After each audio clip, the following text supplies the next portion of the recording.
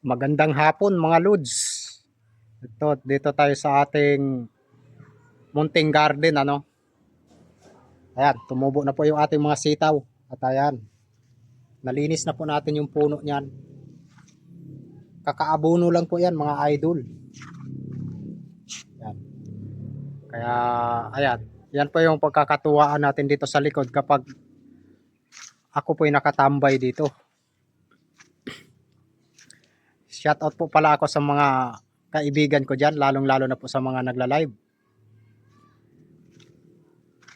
At lalong-lalo na po doon sa idol ko kagabi na nagpapailaw dito sa aking Facebook page. Ayan idol. Dito tayo sa ating ano ngayon. Dito ako sa aking munting garden po. At paano ay nabubuhay na po sila. At ipapakita ko po sa inyo tong aking ano, yung bell pepper po na itatanim ko po. Ayan. Dito pichay ko mukhang ano, alanganin. Tagilid. Ayan, mga payatot yung pichay ko mga idol. Pero gano'n naman talaga. Minsan sinuswerte sa pagtatanim, minsan din malas din, parang sugal lang po yung pagtatanim mga idol.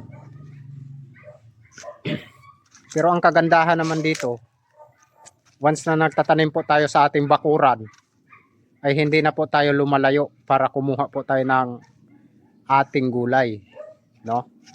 Kagaya nito. Meron po tayong pagapangan na po nila.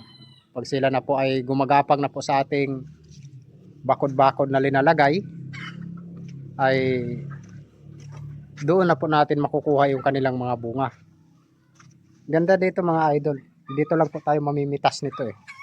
Gagapang sila dito, ayan. Yan.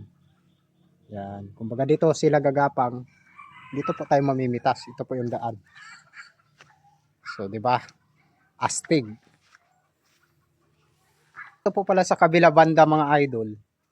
Ay meron po akong portion dito, natataniman ko po ng kamatis. Ayan po 'yan. Yan. Yan. Mahilig po talaga ako mag-garden, bata pa lang ako. Kaya ito po yung napili ko na gagawin dito sa likod habang wala po akong ginagawa at magre-relax po galing sa trabaho, no? Kaya dito po ako gumagawa ng aking pagkakatuwaan. Kasi pagdating po ng araw, laking pakinabang po sa akin yan kapag yan po namumunga. Pagising ko pa lang sa umaga, punta ako dito sa likod, kuha ako ng bunga, pwede ko iluto diretso yun. At yun ay organic po. Hindi kagaya po ng nasa mga palengke na napakarami na pong chemical dyan sa mga gulay na yan. Yan. Yan sila.